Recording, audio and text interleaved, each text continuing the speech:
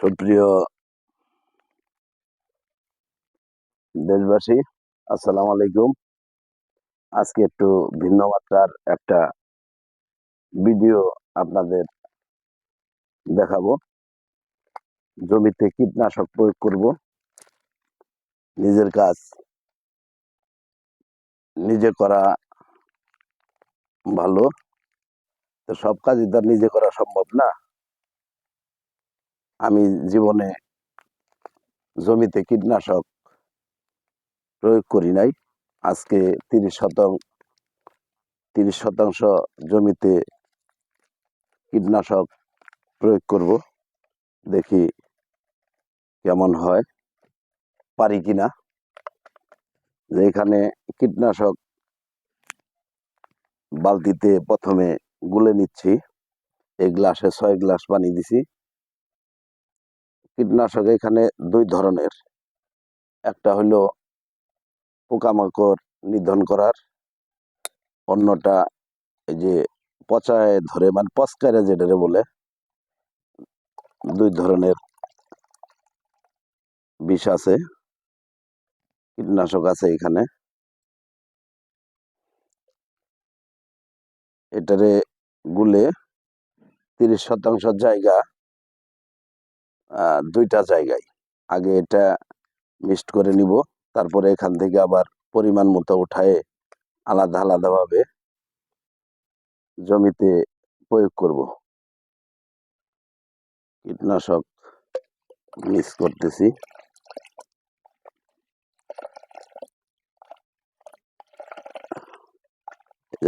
Mixed করা শেষ।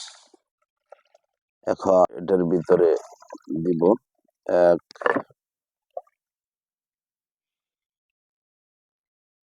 2,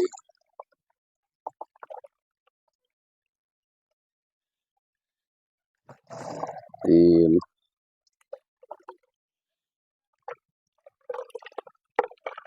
দুধের মতো হয়ে গেছে কালার একদম।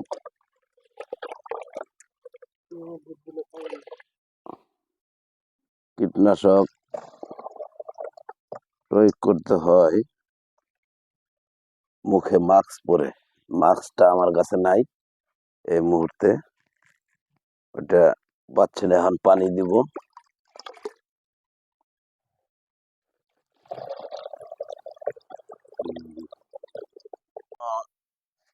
মানে যাওয়ার জন্য প্রস্তুত।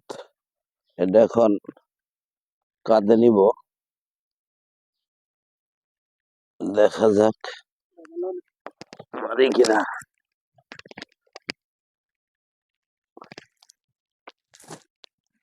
পুরাতন টেঙ্গি তো সমস্যা। বাড়ির থেকে মিক্সড করে নিয়ে গেলাম। এখন জমিনে যাব, কীটনাশক ছিটাবো। আপনাদের ওই ভিডিওটা ইনশাল্লাহ দেখানোর চেষ্টা করব। জমিটা একটু দূরে, হাইটে এইভাবে যাইতে হবে পানি নিয়ে। খুব কষ্টদায়ক বিষয়, তারপরেও কষ্ট মনে হচ্ছে না, মজাই হচ্ছে। নিজের কাজ নিজে করব, দেখা যাক। আল্লাহ বল। এই যে আমার জমি, এখানে কীটনাশক খারাপ হয় নাই, ভালো হয়েছে।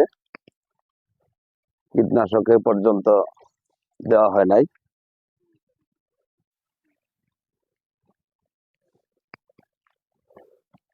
বাংলাদেশ যদি উন্নয়নের দিকে নিতে চান, তাহলে অবশ্যই কৃষির উন্নয়ন করতে হবে। তাছাড়া এটা আমার মনে হয় না যে কৃষির উন্নয়ন না হলে এই দেশের উন্নয়ন হবে। কৃষকের দিকে খেয়াল রাখতে হবে। কীটনাশক, সার এগুলা দাম কমাই দিতে হবে, ধানের দাম একটু বাড়াই দিতে হবে। তাহলে কৃষক লাভবান হবে। আমি নিজেও একজন ছোটখাটো কৃষক, আমি কৃষকের দুঃখ বুঝি। এরা হাড় ভাঙ্গা পরিশ্রম করে রোদে বৃষ্টিতে ভিজে যে পরিমাণ পরিশ্রম করে, হ্যাঁ, ওই পরিমাণ তারা আসলে মূল্য পায় না। তাদের মূল্যায়ন করতে হলে অবশ্যই কৃষি খাতের উন্নয়ন করতে হবে। কৃষি খাতের উন্নয়ন করলেই দেশের উন্নয়ন হবে, কারণ 80% লোক বাংলাদেশে এখনো কৃষির উপর নির্ভরশীল। আপনি এখানে 80% মানুষকে মাইনাস করে কোনো উন্নয়নই সম্ভব না। অবশ্যই কৃষির উন্নয়ন করতে হবে। কীটনাশক, সার, বিষ এগুলোর মূল্য একটু কমাই দিয়ে, হ্যাঁ, এই যে পোকায় ধরছে, খুব মজাই পাচ্ছি আর কি। খুব ভালো লাগলো। আমি নিজের কাজ নিজে করতেছি, আপনারা আপনাদের এই যে টুকটাক কৃষি কাজ যারা করেন, কৃষির উপর নির্ভরশীল যারা চাকরি করে, তা অনেক পোকার আক্রমণ হয়েছে। অনেক পোকায় যে আহ দূর থেকে হয়তো ক্যামেরায় এটা নিতে পারতেছে না, বোঝাইতে পারতেছি না। আহ প্রচন্ড পরিমাণ পোকার আক্রমণ। আহ আপনার একটা সিজনে 2 থেকে 3 বার কীটনাশক প্রয়োগ করতে হয়, তাছাড়া আহ ধান আবাদ করা সম্ভব না। কৃষকের পর্যাপ্ত পরিমাণ খরচের তুলনায় ধানের দাম আরেকটু বৃদ্ধি করতে হবে। এই যে দেখতে পাচ্ছেন, এই যে সাদা সাদা, যেটা সাদা সাদা যে এটা এটা কিন্তু পোকার আক্রমণ। এই যে দেখতে পাচ্ছেন, এই যেটা, এটা পোকার আক্রমণ। অবশ্যই বিষ প্রয়োগ করতে হবে ভালো করে। যাই হোক, আজকে এই ভিন্ন মাত্রার একটা ভিডিও আপনাদের কাছে আমি তুলে ধরলাম। কেমন হইলো? মানুষকে নিজের কাজ নিজে করার একটা উদ্বুদ্ধ করার জন্য এই ভিডিওটা আসলে মূলত দেওয়া। কীটনাশক প্রয়োগ করার দরকার ছিল আরো 2-4 দিন আগে।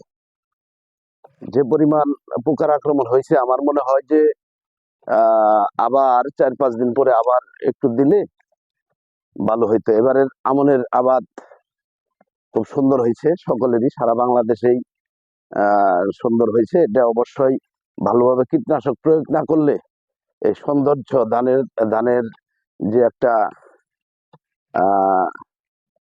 সুন্দর একটা উৎপাদন, এটা হয়তো ফলনটা কমে যাবে পোকার কারণে। কাজেই সুন্দর সমৃদ্ধ একটা ফলন পেতে হইলে অবশ্যই কীটনাশক ভালো করে স্প্রে করতে হবে। আবার এই যে পচকাইরা, যেটা মানে ধানের ভিতর পচা ধরে, হ্যাঁ, এই বীজটাও মার্কেটে পাওয়া যায়। একসঙ্গে মিক্সড করে দুইটাই প্রয়োগ করতে হবে। আমি দুইটাই মিক্সড করছি, পোকার এবং পচকারের।